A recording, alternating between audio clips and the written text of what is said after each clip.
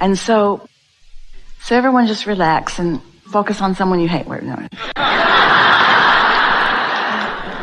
But we are going to start there. We are going to come up the emotional scale a bit. Because, first of all, we want you to hear this from us. We really want you to hear this from us. In any moment in time, you are where you are, and it's okay. There's got to be something valuable about a consistent me, like a satellite dish here on planet Earth, radiating this alignment and this clarity and this passion and this love into the world, whether anybody out there, whether even one of them knows that I am doing it, or even that I'm aware that they're benefiting from it. I'm convinced that this is the only way to everything that we've all been battling to try to get. I like being here. I like the stimulation. I like the expansion of my desires and ideas. I like it. And I want it. I want to be an example. I want to be so tuned into source energy that when I'm gathered as one of the cooperative components, because I'm tuned in, tapped in, turned on, and I can feel it, and I feel the inspiration and the impulse, and I go, and then I'm inspired to say or do something, or just look some way or feel some way or just be present in an environment, and I can feel that my being there made some sort of difference. I like the idea of that. I like knowing that I was not born to save the world. The world doesn't need to be saved. And I was not born to fix things that are broken, because really nothing is broken. I was just born to figure out what matters most to me and how to calibrate to it, and then to experience the bliss and pleasure and awesomeness of watching things that match what I mean to be gravitate to me. I want to be such a consistent vibrational match to source energy that here I am, a source energy being, a source energy satellite dish, here, me being a gatherer of cooperative components. I want to gather the cooperative components of the lovelies of the world rather than stand in condemnation of the unlovelies of the world. I want to stand as an attractor of all that I consider to be good and just leave the other out. And I believe with everything that I am, that as I'm doing that and as others are doing that, that we will stand in an experience one day, not long, where we've experienced a tipping point where we are able to connect the dots, that we felt that way, and then we reached for something else, and we improved the way we felt, and then we calibrated to who we are deliberately on purpose, and the angst of the world lifted off of us, and the world looked more beautiful to us, and others looked more beautiful to us. And one day I realized I used to hate that guy. And now I only hate him a little bit. I used to hate that guy, and now that's just not something that comes up in me easily. We're not saying that you're going to adore those that you've hated. We're saying that they will cease to be a vibrational match, and you will create for yourself and around you those who are a vibrational match to what you all intended when you decided to come into these physical bodies to begin with. This is not a big shift, but it is happening. It's not a big shift. It seems like it's a big shift because it involves billions of human consciousness. But it's not a big shift because every one of those billions of human consciousness has an inner being who is already there, who already knows what is wanted, because all of those inner beings have been walking with all those human beings and have heard the desires. And the cooperative components are being gathered, and it does not take very many of you to be one of those cooperative components and to do it on purpose. And really, it might seem like, yeah, I'll do it, I'll figure it out, and then I'll go tell everybody else about it. Might feel like that's the thing to do. And maybe it is. Esther's doing some of that. But you don't have to go tell anybody. Just be it. Just be the match to that. Because your capacity to attract from the world the things that you want to see is a sure thing. It's a sure thing. And it's huge in influence. Love is a response to life. It's an emotional experience because Oh, here we go, because vibrations and blah, blah, blah, blah, blah, and then chemicals in your body produce blah, blah, blah, that causes you to feel blah, blah, blah. And so that feeling of love, the vibration of the feeling of love is the same as the vibration of the feeling of appreciation.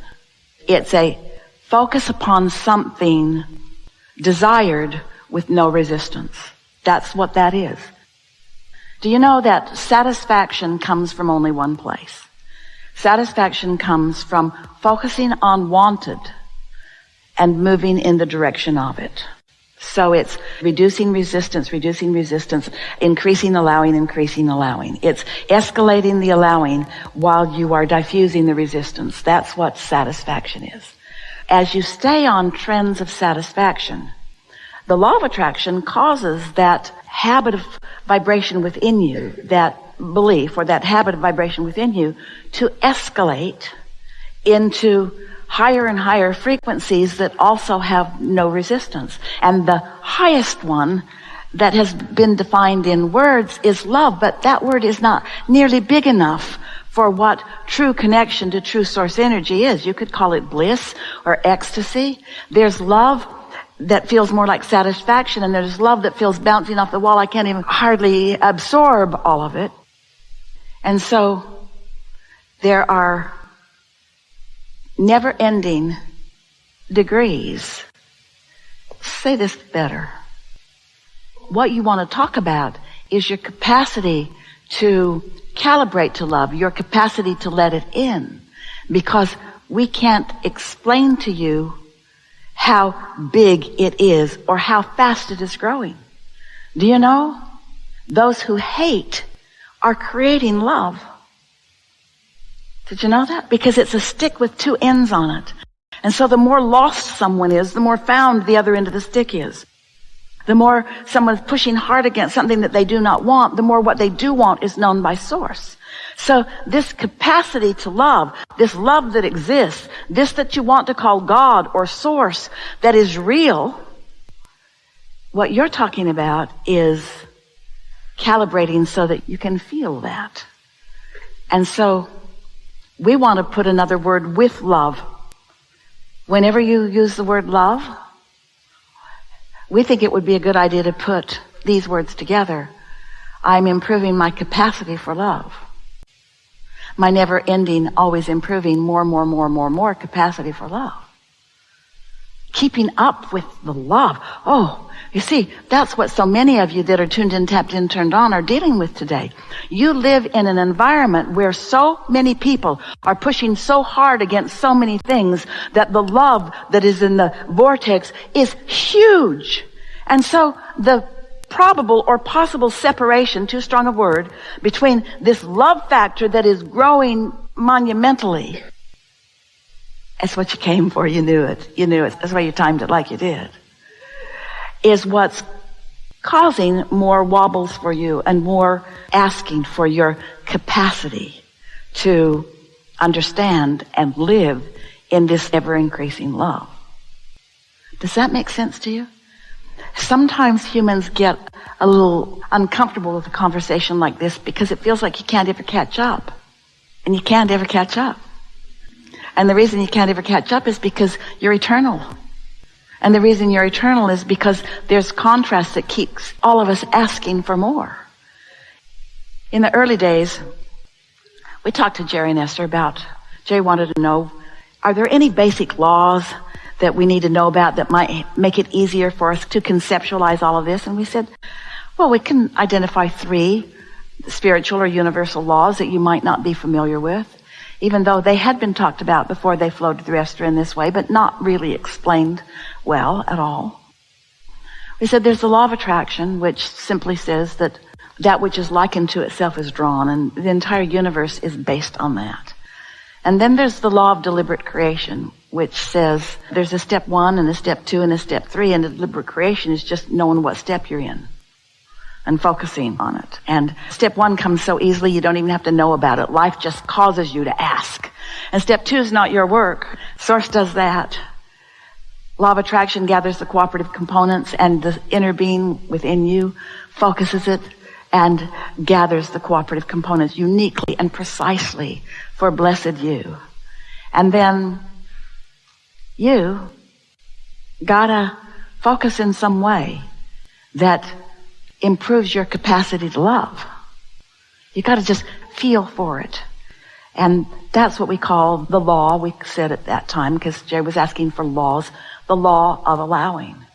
So then we began talking to bunches of you, willing you to come and be who you were and take who you were to just another level and another level of understanding of who you are. And then as we lived with you, played with you, chewed with you, calibrated with you, you were putting your human slant on deliberate creation. You were efforting it. You were wanting to make it happen. You were goal setting it. You were wanting to bang things into place. You were competitive with each other. You felt annoyed when someone crowed about how good their life was going. And so that's when, because of your asking, you all highlighted the part of this understanding that now we're really chewing on together. And that is allowing yourself to improve your capacity to love. And so love is the goal. Money comes with it. All kinds of things come with it. Everything that you ever thought you wanted even a little bit comes with it. When you are in love, you are in a chronic state of allowing all of the things that over time, even over lifetimes, you put into your vortex. Love is the biggest word of all. It's the goal. It's the goal. Here is a good way to explain it. Everything that everyone wants, no matter what it is, a pile of money, a relationship, material object, a circumstance, an event, every single thing that everybody has ever wanted or ever will want is for one reason only. You think you will feel better in the having of it. And that's what the art of allowing is. It's the finding some way, right here, right now, no matter what, to feel better. And as that is your constant intention, as that is what you're focused upon, then you will find yourself trending. The momentum will move you into these higher and higher and higher and higher capacities to let love in. There has never been a potential for the realization of greater love in any environment anywhere than on planet Earth today. Because the contrast has you elevated, and when you elevate what you don't want, you elevate what you do want. Your vortex is brimming with the kind of love that no one has ever experienced before, that you now know how to tap into. Don't worry about it if others don't get it. Just selfishly, because it's the only way you can do it, selfishly calibrate to it yourself. And then watch what happens when you walk around. People aren't going to understand exactly. It won't feel fair to them that good stuff just keeps coming to you. And you seem like such a pointer, not a hard worker. It's kind of like you just decide and then it just comes to you, and then you just decide and then it just comes to you. And oh, you appreciate it and you talk about it and you milk it and you enjoy it and you savor it. But you don't really do anything that humans would call earning it. And that's just annoying to them. You're not paying nearly a big enough price.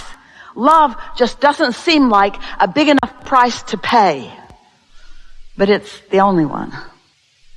And so this is when we really, really want to say this to you. There is no regression.